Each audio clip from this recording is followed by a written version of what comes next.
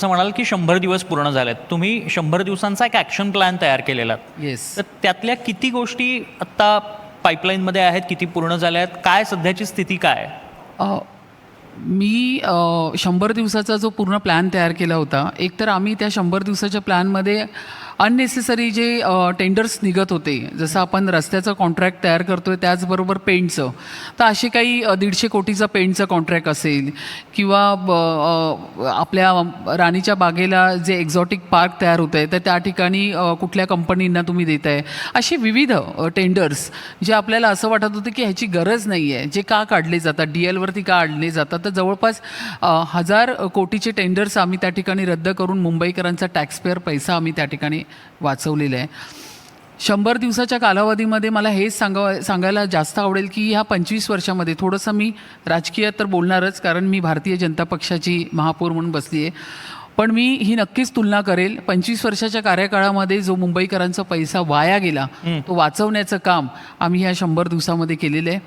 त्याचबरोबर मग सगळेच म्हणजे त्या ठिकाणी फुटपाथमध्ये वेगळी काही आपल्याला रचना करता येईल का, किंवा मुंबई क्लिनिंग जो ॲक्शन प्लॅन आहे 365 डेजचा तो आम्ही या ठिकाणी आणलेला आहे. त्या पद्धतीने आम्ही लोकांचा सहभाग घेतलेला आहे, म्हणजे फक्त लोकप्रतिनिधीच नाही, प्रशासनच नाही, तर लोकांचा सहभाग अशा माध्यमातून आम्ही मुंबई क्लिनिंग 365 डेजचा कार्यक्रम आम्ही या ठिकाणी घेतलेला आहे. असे विविध कार्यक्रम या 25-26 अशा आम्ही SOP तयार केलेली आहे. तर त्या माध्यमातून आम्ही गेलो आहे. प्रायव्हेट जे संकुल आहेत त्या ठिकाणी जे रस्ते असतात, ओपन स्पेस असतो, त्याला आपण मुंबई महानगरपालिकेचा फंड युटिलाइज करू शकत नाही, त्याची काही पॉलिसी तयार होते का, तर त्या बाबतीत आम्ही लक्ष घालतो जेणेकरून त्यांनाही आपल्या मुंबई महानगरपालिकेच्या निधीतून त्यांचे रस्ते किंवा ओपन स्पेस त्या ठिकाणी तयार झाले पाहिजे. सर्वात महत्त्वाचा म्हणजे मुंबईचा EQ आहे, तो जर वाढत असेल तर ग्रीन बेल्ट त्या ठिकाणी जास्तीत जास्त तयार करणं हा एक माझा खूप मनापासूनचा कार्यक्रम आहे. आज सकाळपासून मी वाशी टोलनाका असेल किंवा ऐरोली टोलनाका त्या ठिकाणी जाऊन जो ओपन जेवढी जागा आहे त्या जागेवरती 5 जूनला जो पर्यावरण दिवस आहे तर आम्ही जास्तीत जास्त झाडं त्या ठिकाणी लावण्याचा पूर्ण प्रयत्न करतो आहे. वेस्टर्न एक्सप्रेसवरती जवळपास 1000 झाडं मी लावणार आहे.